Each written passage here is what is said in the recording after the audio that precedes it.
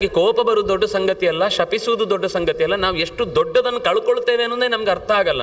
ಆ ಕಾರಣಕ್ಕಾಗಿ ಕ್ರೋಧದ ಬಗ್ಗೆ ಒಂದು ಪುಟಗಟ್ಟಲೆ ಇಲ್ಲಿ ಕೋಪ ಯಾವ ಕಾರಣಕ್ಕೂ ನಮಗೆ ತುಂಬ ತಪಸ್ಸನ್ನು ಕಳ್ಕೊಳ್ಬೇಕು ಅಂತ ಆಸೆ ಇದೆಯಾ, ಚೆನ್ನಾಗಿ ಕೋಪ ಮಾಡ್ಕೊಳ್ಳಿ ಅಂತ ಹೇಳ್ತಾರೆ. ನಾವು ಒಳ್ಳೊಳ್ಳೆ ಜ್ಞಾನದ ನೋಡಿ, ಕೋಪ ಬಂದಾಗ ಒಳ್ಳೆಯ ತಿಳುವಳಿಕಸ್ಥನಾದರೂ ಕೂಡ ಆ ಹೊತ್ತಿನಲ್ಲಿ ತನ್ನ ಕೈಯಲ್ಲಿ ಏನು ಸಿಗುತ್ತೋ ಅದನ್ನು ಹಿಡಿದು ಬಡಿತಾನೆ. ಕೈ ತಪ್ಪುವುದು, ಮೈ ಮರೆಯುವುದು ಅನ್ನುವ ಸ್ಥಿತಿಗೆ ಕಾರಣವಾದದ್ದು ಕೋಪ. ಆ ಕಾರಣಕ್ಕಾಗಿ ನಾವು ಅದಕ್ಕೆ ಅಲ್ಲ, ಈ ಕೋಪವನ್ನು ನಿಯಂತ್ರಣ ಮಾಡುವುದು ಹೇಗೆ ಅಂತ ಬಹಳ ಜನರ ಪ್ರಶ್ನೆ ಇರುತ್ತೆ. ಹೇಳುವುದು ಸುಲಭ, ಆದರೆ ಈ ಮಾತನ್ನು ಶಾಸ್ತ್ರ ಹೇಳುತ್ತೆ. ಏನು ಅಂದರೆ, ನಾವು ಎಲ್ಲ ಪ್ರವೃತ್ತಿಯಲ್ಲೂ ನಾನು ಅನ್ನುವುದರ ಎಕ್ಸಿಸ್ಟೆನ್ಸ್, ಅಹಂಕಾರ ಅಲ್ಲ, ನಾನು ಅನ್ನುವುದರ ಎಚ್ಚರ, ನಾನೇನು ಮಾಡ್ತಾ ಇದ್ದೇನೆ ಅಂತ ಗೊತ್ತಿದ್ದು ಮಾಡುವಂತಹ ಪ್ರವೃತ್ತಿ ಇದ್ದಾಗ ಕೋಪ ತನ್ನಿಂದ ತಾನೇ ಅರ್ಧಕ್ಕರ್ಧ ಕಮ್ಮಿ ಆಗುತ್ತೆ. ನಮಗೊಂದು ಹಿಂದೆ ಟೆಕ್ನಿಕ್ ಹೇಳಿಕೊಡ್ತಾರೆ ಮನೆಯಲ್ಲೆಲ್ಲ, ಬೇರೆ ಏನೋ ವಿಷಯ ಮಾತಾಡುವುದು, ಮಧ್ಯದಲ್ಲಿ ಸಂಖ್ಯೆಯನ್ನು ಎಣಿಸುವುದು, ಅಥವಾ ಇನ್ನೇನೋ ಆ ಜಾಗದಿಂದ ಕಳಚಿ ಇನ್ಯಾವುದೋ ಪ್ರದೇಶಕ್ಕೆ ಹೋಗಿ ನಿಂತುಕೊಳ್ಳುವುದು. ಇಷ್ಟು ಮಾಡಿದರೂ ಕೆಲವೊಂದು ಸರ್ತಿ ಪರಿಹಾರ ಆಗುತ್ತೆ.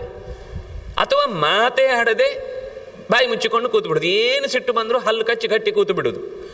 ಇದು ಮೇಲ್ನೋಟಕ್ಕೆ ಪರಿಹಾರ ಆದರೂ ಮನಸ್ಸಿನಿಂದ ಅದು ಮತ್ತೆ ಕುದೀತಾ ಇರುತ್ತೆ. ಅದಕ್ಕೆ ಬೇಕಾದದ್ದು ಯಾವುದು ಅಂದರೆ ನಾನು ಅನ್ನುವ ಎಚ್ಚರಿಕೆ. ನಾನು ಅನ್ನುವ ನಿರಂತರ ಎಚ್ಚರದ ಜೊತೆಗೆ ನಾನು ಓದ್ತಾ ಇದ್ದೇನೆ, ನಾನು ಬರ್ತಾ ಇದ್ದೇನೆ, ನಾನು ನಿಂತಿದ್ದೇನೆ, ನಾನು ಈಗ ಪೂಜಿಸ್ತಾ ಇದ್ದೇನೆ, ನಾನು ಈಗ ಪ್ರಾರ್ಥಿಸ್ತಾ ಇದ್ದೇನೆ.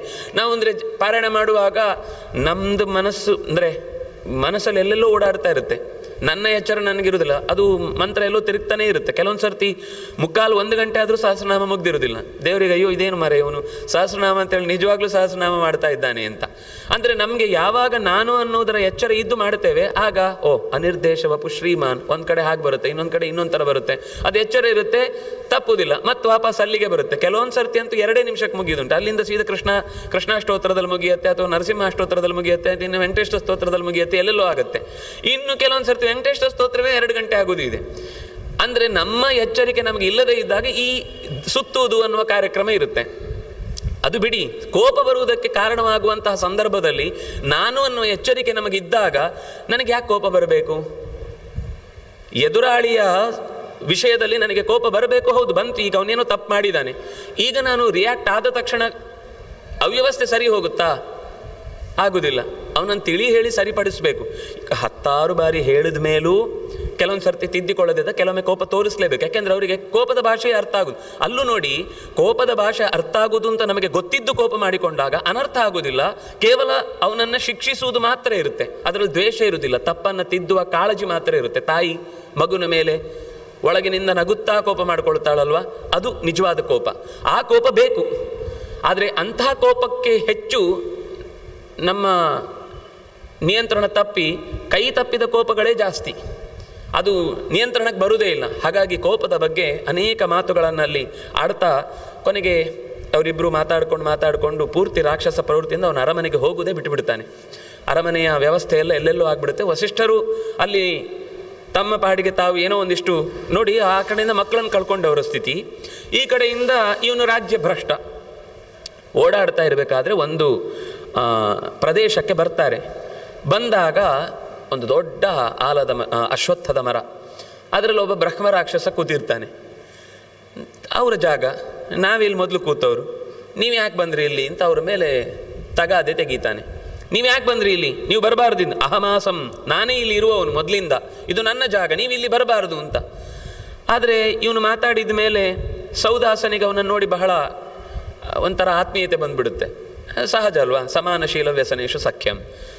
ನಮ್ಮ ಥರನೇ ಒಂದಿಷ್ಟು ಏನೋ ಅವ್ಯವಸ್ಥೆ ಮಾಡಿ ಈ ಥರದ ಸ್ಥಿತಿಯಲ್ಲಿ ಇದ್ದಾನೆ ಅಂತ ಯೋಚನೆ ಮಾಡಿ ಕೇಳ್ತಾನೆ. ಕಸ್ತ್ವಂ ವದ ಮಹಾಭಾಗ ತ್ವಯಾ ವೈಕಿಂಕೃತಂ ಪುರ ಸಖ್ಯುರ್ಮಮೇತಿ ಸ್ನೇಹೇನ ತತ್ಸರ್ವಂ ವಕ್ತುಮರ್ಹಸಿ. ನಿನ್ನ ನೋಡಿದರೆ ನಿನ್ನ ಹಿಂದೆ ಏನೋ ಒಂದು ದೊಡ್ಡ ಕಥೆ ಇದೆ ಅಂತ ನನಗನ್ನಿಸ್ತಾ ಇದೆ. ನಿನ್ನ ಹಿಂದಿನ ಕಥೆ ಏನು? ಬಹಳ ಜನಕ್ಕೇನು ಅಂದರೆ, ತಮ್ಮ ಬಗ್ಗೆ ಯಾರಾದರೂ ಏನಾದರೂ ಕೇಳಿದರೆ ಹೇಳಬೇಕು ಅಂತ ಆಸೆ ಇರುತ್ತೆ, ಕೇಳುವರೇ ಇರುವುದಿಲ್ಲ. ಎಲ್ಲೋ ಒಳಗಿನಿಂದ ಒಂದು ಸರ್ತಿ ಇದ್ದದ್ದೆಲ್ಲ ಹೊರಗೆ ವಮನ ಆಗಿಬಿಟ್ರೆ ಆಗ ತನ್ನಿಂದ ತಾನೇ ಉಳಿದ ಹೊಸ ಯೋಚನೆಗಳಿಗೆ ಅವರು ತೆರವಾಗ್ತಾರೆ. ಅವನಿಗೆ ಅಲ್ಲಿ ತನಕ ತನ್ನ ಬಗ್ಗೆ ಯಾರೂ ಕೇಳಿರಲಿಲ್ಲ. ಅಲ್ಲಿ ತನಕ ಸಿಟ್ಟು ಸಿಟ್ಟು ಸಿಟ್ಟು, ಕೊಂದುಬಿಡೋದು, ತಿನ್ನೋದು ಇಷ್ಟೇ ಇತ್ತು. ಆದರೆ ನಿನ್ನ ನೋಡಿದಾಗ ಅತಿ ಸ್ನೇಹ ಬರ್ತಾ ಇದೆ, ನಿನ್ನ ನೋಡಿದರೆ ಮಾತಾಡಿಸ್ಬೇಕು ಅಂತ ಅನಿಸ ಹೇಳಿದ ತಕ್ಷಣ ಅವನ ಆ ಕೋಪ ಎಲ್ಲ ಬಿಟ್ಟು ಇವನ ಹತ್ರ ಮಾತಾಡ್ಲಿಕ್ಕೆ ಶುರು ಮಾಡ್ತಾನೆ. ನೋಡಿ, ಕೋಪದ ಈ ಮ್ಯಾನೇಜ್ಮೆಂಟು ಏನು ಇದನ್ನು, ಇದು ಕೋಪದ management point number 1, point number 2 ಅಂತ ಹೇಳ್ತಾ ಇಲ್ಲ, ಒಂದು ಕತೆ ಹೇಳ್ತಾ ಇದ್ದಾರೆ. ಆದರೆ ಆ ಕತೆ ಹೇಳುವುದ್ರಲ್ಲಿ ನಾವು ಸ್ವಲ್ಪ ಜಾಗ್ರತೆಯಿಂದ ಅರ್ಥ ಮಾಡಿಕೊಂಡ್ರೆ ಇದರ ಅನೇಕ ಹಂತವನ್ನು ನಾವಿಲ್ಲಿ ಅರ್ಥ ಮಾಡ್ಕೊಳ್ಳಿಕ್ಕೆ ಸಾಧ್ಯ ಆಗುವಂತೆ ಈ ಮಾತುಗಳಿವೆ. ಅವನು ವಿಷಯವನ್ನು ಬದಲಿಸಿ ಮಾತಾಡ್ತಾ ಇರೋದ್ರಿಂದ ಆ ಪಿಶಾಚಿಯು ಜೊತೆಗೆ ಅರಳಿದ ಕಂಗಳಿಂದ ಇವರೇನು ಮಾತಾಡ್ತಾಳೆ ಅಂತ ಕೂತು ಕೇಳ್ತಾ ಇದೆ. ಸೌದಾಸಿ ಹೀಗೆ ಪ್ರಶ್ನೆ ಕೇಳಿದ, ಯಾಕೆಂದರೆ ನಾನು ಅಂಥದ್ದೇ ಒಂದು ದುಸ್ಥಿತಿಯಲ್ಲಿದ್ದೇನೆ. ಒಬ್ಬ ಮಿತ್ರನಾಗಿ ನಿನ್ನ ಹತ್ರ ಕೇಳ್ಕೊಳ್ಳುವಾಗ ಮಿತ್ರನಿಗೆ ಅನುಕೂಲವಾಗುವ ಮಾತನ್ನು ಆಡದೇ ಇದ್ದರೆ ಅದೇ ದೊಡ್ಡ ತಪ್ಪಾಗುತ್ತೆ. ವಂಚನೆ ಮಾಡದೆ ನಿನ್ನ ಮನಸ್ಸಿನಲ್ಲಿ ಏನಿದೆ ಅನ್ನೋದನ್ನು ಹೇಳು.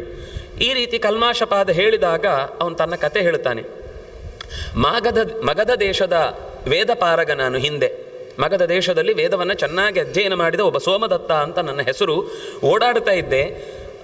ಆದರೆ ಈ ಓದಿದ ಮೇಲೆ ಸಮಸ್ಯೆ ಒಂದಿದೆ. ನನ್ನಷ್ಟು ಓದಿದವರು ಯಾರಿದ್ದಾರೆ ಅಂತ ಅನ್ನೋ ಹಮ್ಮು ಬಂದುಬಿಡ್ತು ನನಗೆ. ಅದು ಗೊತ್ತೇ ಆಗೋದಿಲ್ಲ ಯಾವಾಗ ಬಂತು, ಹೇಗೆ ಬಂತು, ಎಲ್ಲಿ ಬಂತು, ಹೇಳ್ಕೊಳ್ತಾ ಇರ್ತಾನೆ. ನನಗೇನು ಅಹಂಕಾರ ಇಲ್ಲ. ಆದರೆ ನೋಡಿ, ಅವ್ನು ನಮಸ್ಕಾರನೇ ಮಾಡಲ್ಲ. ಮೊದಲೆಲ್ಲ ಎಲ್ಲರೂ ಬಂದು ನಮಸ್ಕಾರ ಅಂದ್ರೆ ಅವ್ನು ಮಾಡುತ್ತಾನೆ ಇಲ್ಲ. ಅಂದರೆ ಎಲ್ಲೋ ಗೊತ್ತಿಲ್ಲದೆ ಒಳಗಿನಿಂದ ತುಂಬಿಕೊಳ್ಳುತ್ತೆ. ನಾನು ಈ ರೀತಿ ಪ್ರಮತ್ತನಾಗಿ ವಿದ್ಯೆಯಿಂದ, ವಯಸ್ಸಿನಿಂದ, ಧನದಿಂದ ಮೂರೂ ಸೇರಿದರೆ ಒಟ್ಟೊಟ್ಟಾಯಿತು ಅಂದರೆ ಕತೆ ಏನು? ವಿದ್ಯೆಯ ವಯಸ್ಸ ಧನೈಹಿ.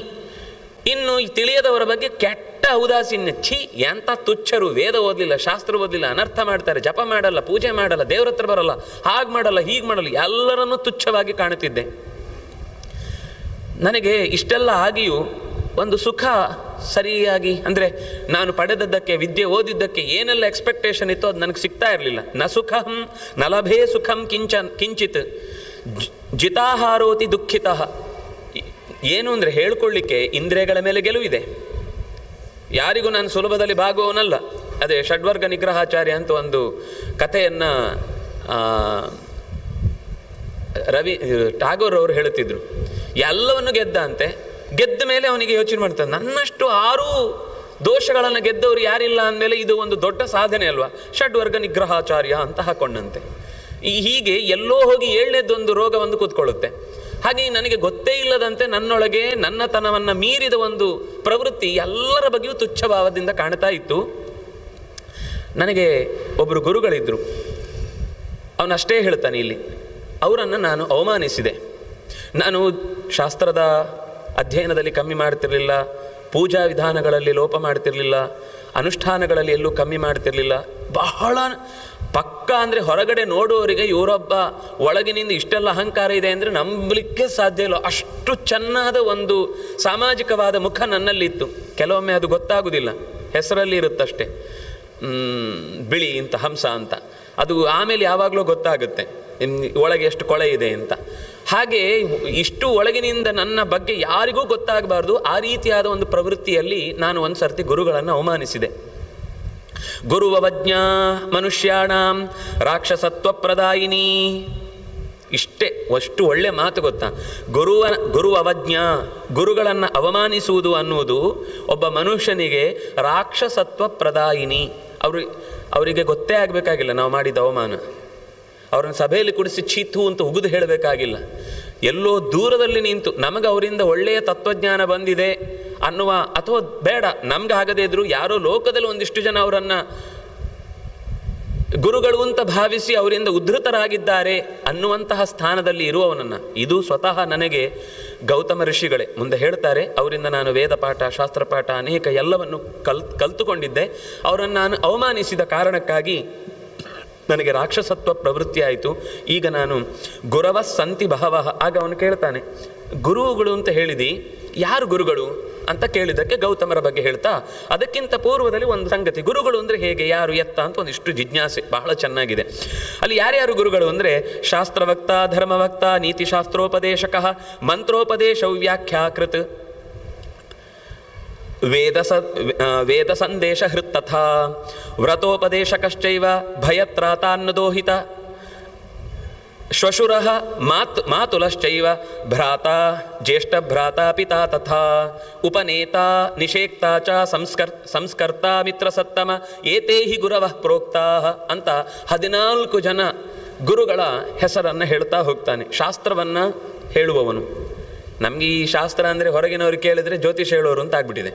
ಶಾಸ್ತ್ರ ಅಂದರೆ ಅದು ಒಂದು ಶಾಸ್ತ್ರವೇ, ಜ್ಯೋತಿಷವೂ ಒಂದು ಶಾಸ್ತ್ರ, ಅದನ್ನಲ್ಲ ಅಂತ ಹೇಳ್ತಾ ಇಲ್ಲ. ಈ ಪಂಚೆ ಉಟ್ಕೊಂಡು ಎಲ್ಲಿಯಾದರೂ ಟ್ರೈನಲ್ಲೂ ಎಲ್ಲಾದರೂ ಹೋಗಿಬಿಟ್ರೆ ದೂರದ ಊರುಗಳಿಗೆ, ನೀವು ಶಾಸ್ತ್ರ ಹೇಳ್ತೀರಾ, ಅದು ಬಿಟ್ಟರೆ ಇಲ್ಲ ರೀ ನಾವು ಸಂಸ್ಕೃತ ಕಲ್ತದ್ದು. ಮತ್ತೇನು ನೀವು ಸಂಸ್ಕೃತ ಕಲ್ತ ಮೇಲೆ ಶಾಸ್ತ್ರ ಹೇಳಲ್ಲ ಅಂದರೆ ಏನು ಉಪಯೋಗ? ಕೈ ನೋಡ್ಲಿಕ್ಕೆ ಬರುತ್ತಾ? ಇಲ್ಲ, ಕೈ ನೋಡ್ಲಿಕ್ಕೆ ಬರಲ್ಲ. ಕೊನೆಗೆ ಹಠ ಮಾಡಿ ಮಾಡಿ ಮಾಡಿ ಒಂದು ಸರ್ತಿ ಅಂತೂ ನೀವು ಹೇಳಲೇಬೇಕು. ಸರಿ, ಒಂದು 5 ನಿಮಿಷ ಕೈ ನೋಡಿದೆ. ನೋಡ್ಲಿಕ್ಕೆ ಬರುತ್ತಾ? ಹ್ಞೂ ಅಂದೆ, ಕೈ ನೋಡಿದೆ. ಆಮೇಲೆ ಸರಿ ನನ್ನ ಪಾಡಿಗೆ ನನ್ನ ಪಾಡಲ್ಲಿ ಕೂತೆ. ಅವನು ಹೇಳಿದ ಕೈ ನೋಡಿ, ಅದು ನೋಡಿ ಆಯಿತು ಅಂತ ಹೇಳಲಿಕ್ಕೆ ಬರಲ್ಲ ಅಂದೆ. ಅಂದರೆ ಆ ಥರದ ಒಂದು ವೇಷವನ್ನು ನೋಡಿ ಇದಕ್ಕೆ ಟ್ರೆಂಡು ಇಷ್ಟೇ ಅವ್ರು ಈ ಥರ ಇದ್ದಾರೆ ಅಂದರೆ ಹೀಗೆ ಮಾಡಬೇಕು ಅಂತ. ಶಾಸ್ತ್ರ ಅಂದರೆ ಶಾಸನ ಮಾಡುವಂತಹ, ಅಂದರೆ ಬದುಕನ್ನು ನಿಯಮಿಸುವಂತಹ ಉತ್ತಮವಾದಂತಹ ಗ್ರಂಥಗಳನ್ನು ಪರಿಚಯ ಮಾಡಿಕೊಡುವವನು ಅಂತ ಅರ್ಥ. ಹಾಗಾಗಿ ಶಾಸ್ತ್ರಭಕ್ತ, ಧರ್ಮಭಕ್ತ.